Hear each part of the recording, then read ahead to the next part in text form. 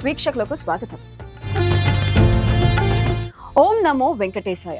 4 ప్రధాన వైష్ణవ ఆగమాలలో వైఖానసం ఒకటి. ఈ ఆగమం ప్రకారం తిరుమలలో వెంకటేశ్వర స్వామికి నిత్య, వార, పక్ష, మాస, వార్షిక సేవలు జరుగుతుంటాయి. వైఖానస ఆగమం రోజుల్లో 6 సార్లు శ్రీ వెంకటేశ్వర స్వామికి విశేష పూజలు నిర్వహించాలి. కానీ అది వీలవక వికాలాల్లోనే పూజలు జరిపిస్తుంటారు. అందులో ఒకటి ఉదయం జరిగే తోమాల సేవ, మధ్యాహ్నం అర్చిత సేవ, రాత్రిపూట గర్భగుడిలో పవలింపు సేవ, నిత్యం స్వామివారికి జరిగే సుప్రభాతం మొదలుకొని ఏకాంతం వరకు రకరకాల సేవలను చేస్తుంటారు అర్చక స్వాములు. వాటిల్లో నిత్యోత్సవాలు, వారోత్సవాలు, పక్షోత్సవాలు, సంవత్సరోత్సవాలు ప్రత్యేకం. మొత్తంగా వెంకటేశ్వరుడికి ఎన్ని పూజలు నిర్వహిస్తారు? ఈ పూజలు క్రమం ఏంటి చూద్దాం.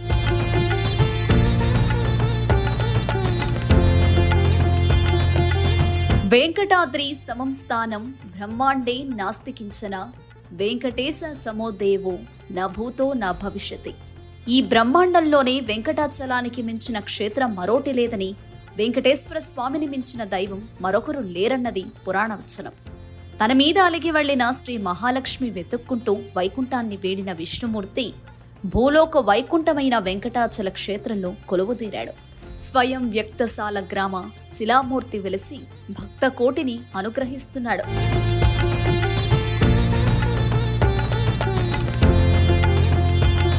స్వామివారు అలా కొలువై ఉన్న పవిత్ర గర్భాలయ స్థానమే ఆనంద నిలయం. శ్రీ వెంకటేశ్వర స్వామివారు గర్భాలయంలో ఉపద్యక అనే పవిత్ర స్థానంలో కొలువై నిత్య పూజలు అందుకుంటున్నాడు. మనకు చూడటానికి ఒక ధ్రువ బేరమే కనిపిస్తుంది, కానీ గర్భాలయంలో 3 విగ్రహాలుంటాయి. వాటిని ధ్రువమూర్తి, మూలమూర్తి, మూల విరాట్టుగా కొలుస్తారు.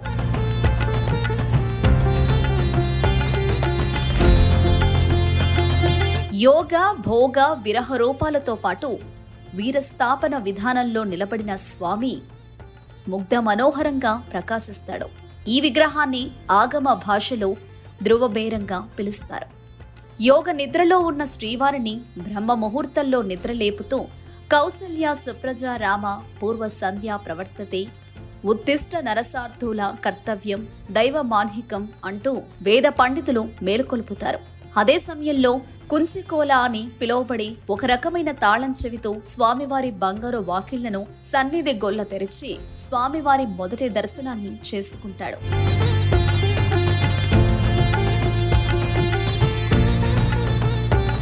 ఆ తర్వాత అర్చక స్వాములు స్వామివారి దర్శనం కోసం జయ విజయాలను దాటి రాములవారి మేడ అని పిలువబడి 2వ తలుపు దాటుకుని ముందుకు వెళతారు.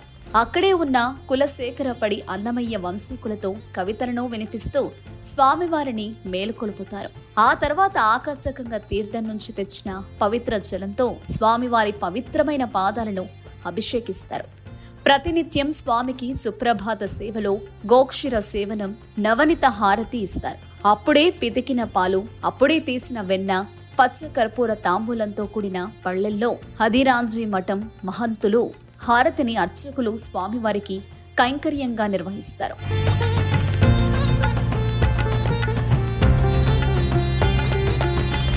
మొదటగా ఇచ్చే సర్కారు హారతితో స్వామివారి దర్శన భాగ్యాన్ని భక్తులు పొందుతారు. ఈ సర్కారు హారతిలో తిరుమల తిరుపతి దేవస్థానం అధికారులను, ఉద్యోగులను మాత్రమే అనుమతిస్తారు. అనంతరం ఇతర భక్తులను స్వామివారి దర్శనానికి పంపిస్తారు. ఇలా తొలిగా సుప్రభాత సేవ వేకువజామున 2 గంటల 30 నిమిషాలకు ప్రారంభమై 3 గంటల 30 నిమిషాల వరకు కొనసాగుతుంది. అనంతరం స్వామివారికి రకరకాల పుష్పాలతో తోమాల సేవను నిర్వహించి ధ్రువబేరాన్ని ముక్త మనోహరంగా ముస్తాబు చేస్తారు అర్చక స్వాములు. సమస్త జగత్తుని అందరినీ సేవించేటువంటి వాడిగా ఆయన నిలబడే మనందరినీ అనుగ్రహిస్తూ ఉన్నాడు. అలుపెరగకుండా నిదురెరగకుండా స్వామి అనునిత్యము భక్తుల్ని రక్షిస్తూ ఉన్నాడు. అందులో తెల్లవారుజామున బ్రాహ్మీ ముహూర్త వేళ 3 గంటల సమయంలో వేద విధులైనటువంటి వాళ్ళు నిరంతరము వేదాన్ని అధ్యయనం చేసి వేదాన్ని ఉపాసన చేసేటువంటి విప్రోత్తముల యొక్క ముఖార విందముల నుండి కౌసల్య సుప్రజారామ అంటూ ఆ సుప్రభాత శ్లోకాలు చదువుతూ ఉంటే ఆ సమయంలో స్వామి మేలుకొలుపు పలికే విధానము, అక్కడ ఉండేటువంటి పరమ పవిత్రమైనటువంటి వాతావరణము అది అనుభవించే వారికే తప్ప చూస్తేనో చెబితేనో అర్థమయ్యేటువంటి స్థితి కాదు.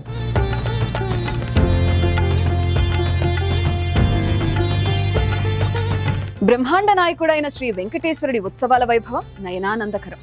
ప్రతి ఏటా స్వామివారికి 450 ఉత్సవాలు నిర్వహిస్తుంటారు. వేకువజామున సుప్రభాతం నుంచి ఏకాంత సేవ వరకు నిత్య సేవల్లో స్వామి దర్శనమిస్తూ భక్త కోటిని పరవశింపచేస్తాడు.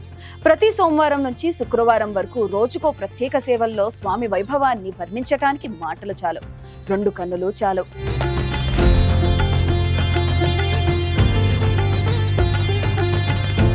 సుప్రభాత సేవతో స్వామివారిని మేల్కొలిపిన తర్వాత కొలువు నిర్వహిస్తారు. కొలువు అంటే శ్రీవారి ఆలయంలో ప్రతిరోజు జరిగే జమా ఖర్చులను స్వామివారికి నివేదించడం. కొలువు తర్వాత తోమాల సేవను మరోసారి నిర్వహిస్తారు. తోళ్లలో తీసుకువచ్చిన మాలలను సమర్పించడమే తోమాల సేవ ఉద్దేశం. జియాంగార్లు, ఏకాంగి, యమునోత్తరై అని పిలువబడి పూల అరలో సిద్ధంగా ఉంచిన పూల మాలలను వెదురు బుట్టల్లో భాజా భజంత్రీల మధ్య చాత్ర చామర మర్యాదలతో తీసుకొస్తారు. అలా తెచ్చిన వెదురు బుట్టలను ఆలయ ధ్వజస్తంభం చుట్టూ తిరిగి స్వామివారి సన్నిధికి ఊరేగింపుగా తీసుకెళతారు.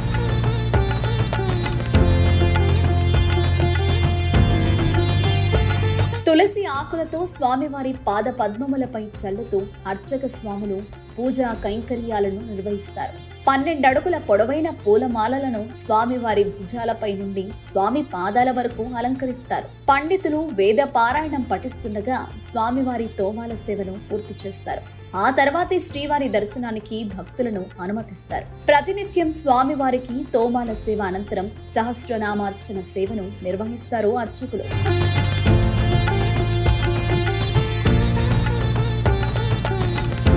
వైకుంఠనాథుడైన శ్రీ మహావిష్ణువుకు ఉన్న సహస్రనామాలను పఠిస్తూ స్వామివారి పాద పద్మములకు పవిత్ర జలం, తులసి ఆకులతో నివేదన చేస్తారు. ఈ సమయంలో భక్తులు స్వామివారి దివ్యమంగళ రూపాన్ని నకసిక పర్యంతం చూడడానికి 2 కళ్ళు చాలవు. దాదాపు 40 నిమిషాల సేపు జరిగే ఈ సేవలో పాల్గొన్న భక్తుల జన్మ ధన్యమనే చెప్పాలి.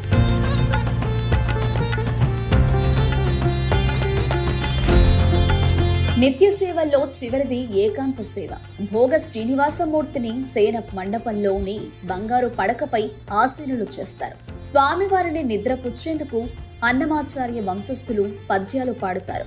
ఏకాంత సేవకు మరో పేరు పాన్పు సేవ. తరిగొండ వెంగమాంబ హారతి కూడా అదే సమయంలో ఇస్తారు. ఏడాదిలో 11 నెలలు భోగ శ్రీనివాసమూర్తిని, 1 నెల ధనుర్మాసంలో మాత్రం శ్రీకృష్ణుడిని శయనింపజేస్తారు.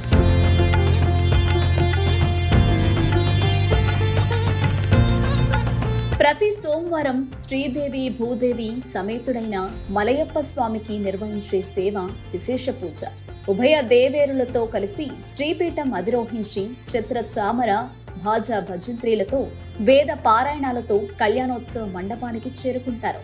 ఉత్సవ మూర్తులకు పట్టు వస్త్రాలు సడలించి స్నాన వస్త్రాలు ధరింపచేసి స్నాన పీఠంపై తూర్పు అభిముఖంగా వేంచేపు చేస్తారు.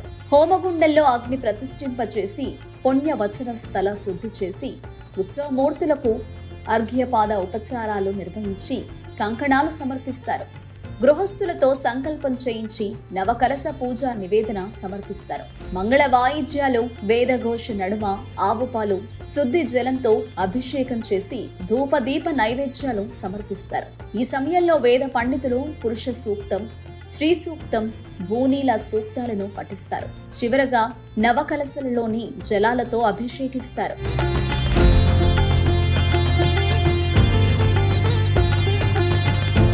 ఇక ప్రతి మంగళవారం అష్టదళ పాద పద్మారాధన సేవ నిర్వహిస్తారు. తిరుమల తిరుపతి దేవస్థానం ఏర్పడి 50 ఏళ్లు పూర్తి చేసుకున్న సందర్భంగా 1984లో స్వర్ణోత్సవాలు నిర్వహించారు. అందుకు గుర్తుగా ఈ అష్టదళ పాద పద్మారాధన సేవను ప్రారంభించారు. ఇందుకు అవసరమైన 108 బంగారు కమలాలను గుంటూరుకు చెందిన ఒక మహమ్మదీయ భక్తుడు స్వామివారికి కానుకగా సమర్పించడం విశేషం. వాటితోనే అర్చకులు గర్భాలయం మూలమూర్తికి ఉపచారాలు సమర్పిస్తారు. జియంగాల్లో అందించిన బంగారు పద్మాలతో స్వామివారి పాద పద్మాలకు అర్చన చేస్తారు. స్వామి పాదాలపై ఉన్న తులసి దళాలను స్వీకరించి వక్షస్థలంలో కొలువై ఉన్న వ్యూహలక్ష్మి అమ్మవారికి చతుర్వింశతి నామావళితో అర్చన చేస్తారు. ఆవు నేతితో తడిపిన 27 ఒత్తుల గల వెండి దీపపు సమ్మెతో స్వామివారికి నక్షత్ర హారతి నైవేద్యాలు సమర్పిస్తారు. కర్పూర నీరాజనంతో స్వామివారి పాద పద్మాలకు వైకుంఠ హస్తం, చక్రం, తిరునామాలు, ముఖారి విందం, ఖడ్గం, వక్షస్థల లక్ష్మికి సమర్పిస్తారు. అలంకార ప్రియుడు విష్ణువు, అందున ప్రకృతిలో సహజ సిద్ధంగా ఉద్భవించినటువంటి మనోహరమైనటువంటి సుగంధాన్ని వెదజల్లేటువంటి కుసుమాలను ఏర్చి కూర్చి మాలలుగా మలిచి స్వామివారికి అందించేటువంటి అద్భుతమైనటువంటి సేవ తోమాల సేవ అని. తోళ్ అంటే భుజములు అని, మాల అంటే పుష్పమాల అని. అంటే భుజము నుండి పాదముల వరకు వేలాడే విధంగా స్వామివారికి పూలమాలలతో అలంకరించేటువంటి సేవ తోమాల సేవ. కేవలము స్వామివారికే కాకుండా స్వామివారి యొక్క ఆయుధములకు, స్వామివారితో పాటు చుట్టూ ఉండేటువంటి పరివార దేవతలకు అందరికీ కూడా ఆ పూమాలను చక్కగా అలంకరింపజేస్తారు.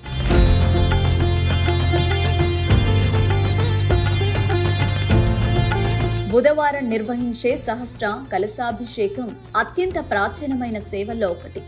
దీన్ని ఆలయంలోని బంగారు వాకిలిలో నిర్వహిస్తారు. మూలమూర్తి భోగ శ్రీనివాసమూర్తి, కొలువు శ్రీనివాసమూర్తి, ఉగ్ర శ్రీనివాసమూర్తి, మలయప్ప స్వామి, ఇలా 5 రకాల మూర్తులను పంచబేరాలు అని పిలుస్తారు. సహస్ర కలశాభిషేకంలో భోగ శ్రీనివాసమూర్తితో పాటు శ్రీదేవి, భూదేవి సమేత మలయప్ప స్వామి, విశ్వక్సేనుడు పాల్గొంటారు. గర్భాలయంలో మూలమూర్తికి ఈశాన్యంలో ఉండే భోగ శ్రీనివాసుడిని నిత్యం ఆకాశగంగ తీర్థంతో అభిషేకిస్తారు.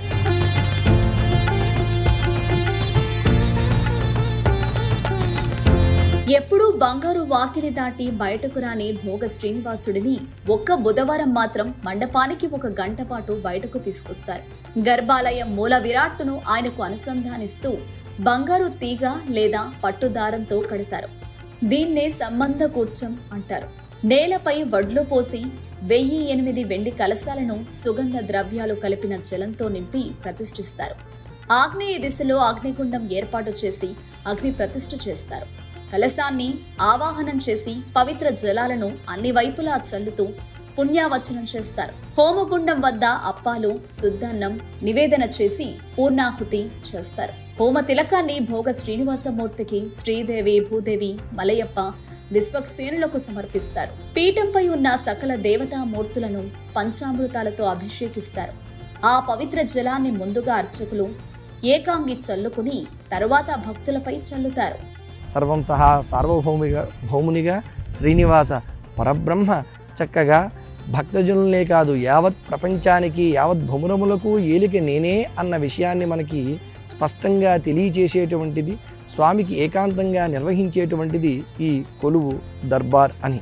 ఇందులో విశేషంగా స్వామికి తిథివార నక్షత్ర యోగ కరణంతో కూడినటువంటి పంచాంగ శ్రవణం కూడా వినిపింపజేయడం జరుగుతుంది. అంటే కాలము తన అధీనమై ఉంటుంది అన్న విషయాన్ని చెప్పకనే చెబుతున్నట్లుగా ఈ సమస్త జీవుల్ని కూడా పరిరక్షించేటువంటిది, అందరినీ కూడా రక్షించేటువంటి వాడిని నేనే అన్న విషయాన్ని మనకి తెలియజేసే విధంగా బంగారు సింహాసనంపై కొలువు శ్రీనివాసమూర్తి వేంచేపు చేసి ఈ నిత్య ఆస్థాన ఉత్సవాన్ని అందుకుంటాడు.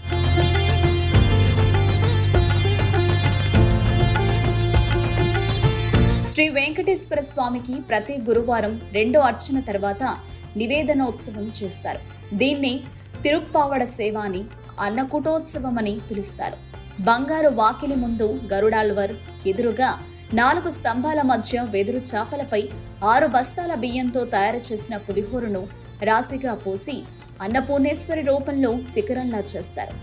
ధూప దీప నైవేద్యాలు సమర్పిస్తారు. జిలేబీ, తేనె, తోల, దోస, లడ్డూలు, వడలపై స్వామివారి దృష్టి పడేలా కులశేఖరపడి వద్ద ఉంచి మంగళహారతులిస్తారు. వేద పండితులు శ్రీనివాస గద్యాన్ని పఠిస్తూ ఉండగా బంగారు వాకిలిలో ఉండే మూలమూర్తికి అన్నరాశికి హారతి సమర్పిస్తారు. ఆ తర్వాత పులిహోరను భక్తులకు వితరణ చేస్తారు.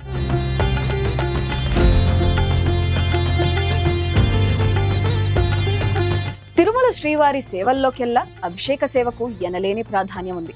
ప్రతి శుక్రవారం ఉదయపు సేవలు తర్వాత జరిగే అభిషేక సేవను దర్శిస్తే చాలు జన్మధన్యమే. ఎలాంటి ఆభరణాలు లేకుండా శ్రీవారి నిజరూపాన్ని తనివితీరా దర్శిస్తూ తన్మయత్వం చెందుతారు భక్తులు. శ్రీవారి ఆలయంలో అంతటి విశేషమున్న అభిషేక సేవ శుక్రవారం రోజునే జరగడానికి కారణం ఏంటి? శ్రీవారి అభిషేకం సేవ వెనుక ఉన్న ఆధ్యాత్మిక రహస్యం ఏంటి?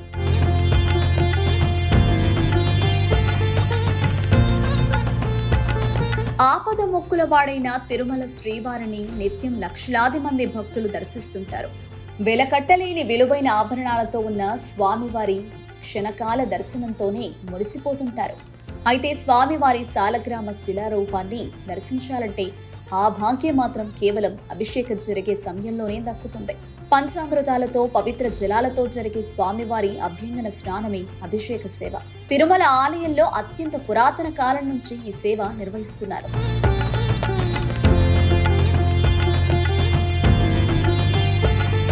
పురాతన శాసనాల్లో కూడా అభిషేక సేవ ప్రస్తావన ఉంది. ఆ రోజున స్వామివారి 8 అడుగుల స్వయం వక్త శిలారూపాన్ని తాకే భాగ్యం కలగడం పూర్వజన్మ పుణ్య ఫలమేనని చెబుతారు వైఖానస అర్చకులు.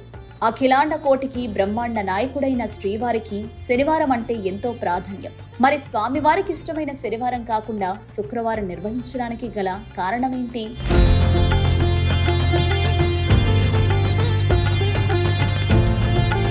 ఏడుకొండలవాడి దర్శనం కోసం తరలివచ్చే భక్తుల సంఖ్య శనివారం రోజు ఎక్కువగా ఉంటుంది. స్వామివారికి అత్యంత ముఖ్యమైన పెరటాసి మాసంలో వచ్చే శనివారంలో అయితే తిరుమల భక్త జనసంద్రమవుతుంది. పెరటాసి మాసంలో వచ్చే 5 శనివారాలలో స్వామివారి సర్వదర్శనానికి భక్తులు 25 నుంచి 30 గంటల పాటు క్యూ లైన్లో వేచి ఉంటారు. శనివారానికి అంత ప్రాధాన్యం ఉంటుంది. కానీ స్వామివారి మూల విరాట్టుకు నిర్వహించే అతి ముఖ్యమైన అభిషేక సేవను శ్రీవారి ఆలయంలో శుక్రవారం రోజునే నిర్వహిస్తారు. శ్రీ వెంకటేశ్వర స్వామికి లక్ష్మీ ఆగమస్తర్బద్ధంగా పూజలు నిర్వహిస్తారు. శ్రీవారి విగ్రహ రూపంలో వక్షస్థలంపై ఉన్న శ్రీ మహాలక్ష్మి అమ్మవారు కొలువై ఉంటారు. అమ్మవారికి శుక్రవారం రోజు ప్రాముఖ్యత కలిగిన రోజు కావడంతో అమ్మవారికి శుక్రవారం అభిషేకం చేయాలి. కాబట్టి అయ్యవారికి శనివారం ప్రాముఖ్యత కలిగిన రోజైన ముందు రోజు అమ్మవారితో పాటు అయ్యవారికి అభిషేక సేవ నిర్వహిస్తుంటారు అర్చకులు. ఒక్కొక్క రోజు ఒక్కొక్క విశేష అనుభవాన్ని విశేషాలని సంతరించుకుంటూ కూడా స్వామికి సేవలు నిర్వహింపజేస్తారు. స్వామివారికి సోమవారం నాడు, మంగళవారం నాడు, బుధవారం నాడు, గురువారం నాడు ఇలా ప్రతి వారము విశేష పూజ సోమవారం నాడు, అష్టదళ పాదపద్మారాధన సేవ మంగళవారం నాడు, బుధవారం నాడు సహస్ర కలశాభిషేకము, గురువారం విశేషించి స్వామివారికి తిరుప్పావడ సేవ, శుక్రవారం అభిషేకము ఇలా ప్రతి వారంలోనూ ప్రతి రోజులోనూ కూడా ఏదో ఒక గొప్పతనాన్ని వైశిష్ట్యాన్ని లోకులకు తెలియజేస్తూ జనులను ఆనందింపజేస్తూ నిత్య సేవలు అందుకునేటువంటి పరమాత్మ పరంధామ శ్రీనివాసుడు.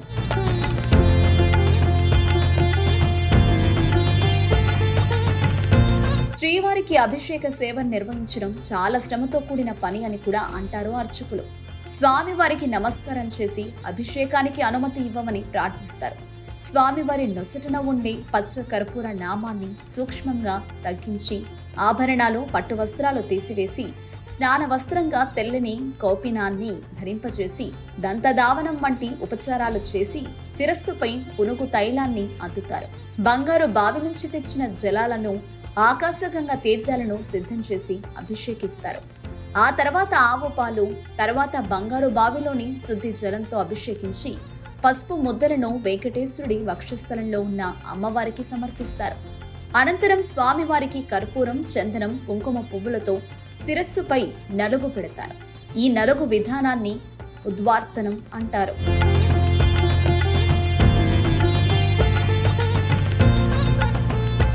జలాభిషేకంతో జాలువారుతున్న తీర్థాన్ని శ్రీపాద తీర్థం అంటారు. తర్వాత వెన్న, పంచదారతో నివేదన చేసి తాంబూలం సమర్పిస్తారు. తర్వాత పచ్చ కర్పూర హారతి సమర్పిస్తూ తెరను తొలగించి భక్తులకు అభిషేక తీర్థాన్ని, శ్రీపాద రేణువు అనే మహాప్రసాదాన్ని వితరణ చేస్తారు. శ్రీవారికి శుక్రవార అభిషేకంలో 84 తులాల పచ్చ కర్పూరం, 36 తులాల కుంకుమ పువ్వు, 1 తులం కస్తూరి, 1.5 తులం పొరుగు తైలం, 24 తులాల పసుపు పొడి వంటి పరిమళ ద్రవ్యాలతో అభిషేక సేవ నిర్వహిస్తారు. ఈ సేవ అనంతరం స్వామివారికి తిరుమణి కాపు అనే నామాలను సమర్పిస్తారు.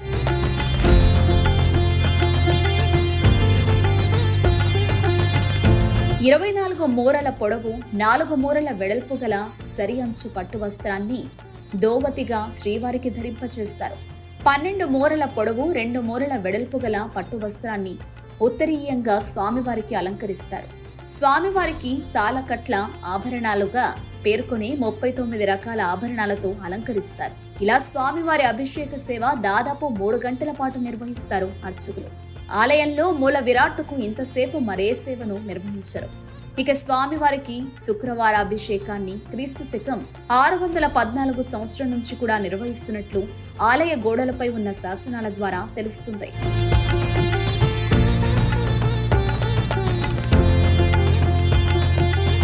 నిజానికి తిరుమలలో ప్రతిరోజు ఓ పండుగ. నిత్య, వార, పక్ష, మాస, వార్షికంగా సుమారు 450 పండుగలు తిరుమలలో జరుగుతాయి. వీటన్నిటిలోకి ప్రత్యేకమైనది బ్రహ్మోత్సవం.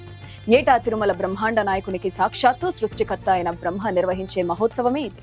తాను సృష్టించిన ఈ జీవరాశిని కాపాడుతున్నందుకు మొదటిసారి తిరుమల వెంకటేశ్వర స్వామి పాదాలను కడిగి ఈ సేవను ప్రారంభించినట్లు ఆలయ చరిత్ర, పురాణాలు చెబుతున్నాయి.